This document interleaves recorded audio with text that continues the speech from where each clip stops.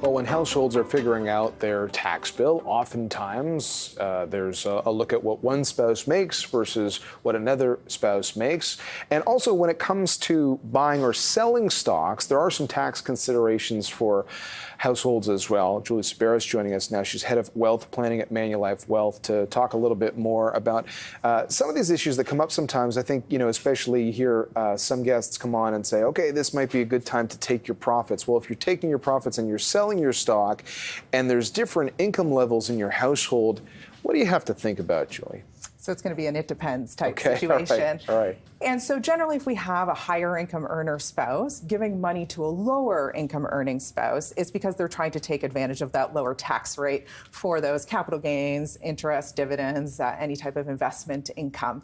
And so that would really be what they're trying to achieve by doing that. Now, we have a graduated tax system here in Canada where we have tax brackets. The higher your income, the higher the rate of tax you're going to pay. So one may say, if I shift money over to that lower income earning spouse, I can pay a lower rate of tax. But CRA is going to say, not so fast. They're going to take a look at the source of that money, not necessarily whose name it's in or legal ownership or whose name is attached to that investment account. So if that higher income earner gave it to the lower income earning spouse and they sell it and they have capital gains, it's going to be attributed back to that higher income earning spouse. And this is what our income attribution rules are. So CRA is going to take a look at that and they may attribute it back to that person. Now, there's a couple strategies in place that can help with this. So one of those strategies would be a spousal loan. And this is where we take the higher income earning spouse, they're going to loan money to that lower income earning spouse, and it is an actual loan. They need to charge interest on it. They're going to be charging interest at CRA's prescribed rate, which right now is 3%. Now, that rate is assessed on a quarterly basis, could be adjusted on a quarterly basis, and it generally follows the patterns of prevailing interest rates. So right now it's 3%, so they would loan that money to that spouse. They do have to pay the interest on it. They need to pay that interest within 30 days of year end, and now they can invest it, and income attribution will not apply.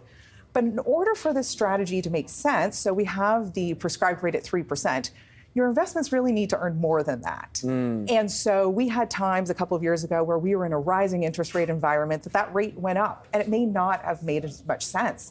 But we also had low interest rates a while back, and that prescribed rate was as low as 1%. Right. And so that's where that strategy really makes sense. So when you do that loan, now the income attribution will not apply, but the person who loaned the money needs to take in that interest as income on their income tax return, and the lower income earning spouse can deduct the interest expense on their return. Interesting. Now, if you're looking at some gain on a stock in your portfolio 5 or 10 years later and you're trying to incorporate some of this, I guess after the fact, lending money doesn't really work. You have to sort of be thinking about this before you invest, let's say, in the stock market? You got it. It would be exactly when that property is being acquired, and so that's when you would want to do it. So after the fact, it's kind of going to be too late at that point. Yeah.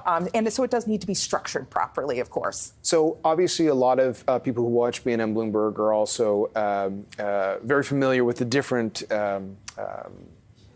tax advantage funds where you can put money for your retirement. Do those factor into this story as well? Absolutely. Okay. So RRSP, so we may have heard of spousal RSPs, and that is a way to work within the income attribution rules. So what's going to happen with a spousal RSP is that higher income earner is going to contribute into an RSP into the lower income earner's name. It is a spousal RSP. It is in their name. The higher income earner is going to take the deduction, which is great because they get more bang for their buck being in a higher tax bracket. And the idea here is that the lower income earner is going to withdraw it at their lower tax rate, paying less tax when they do that withdrawal. Now, because of our income attribution rules, CRA is going to put some things in place to make sure this is not sort of a flow through in and out strategy.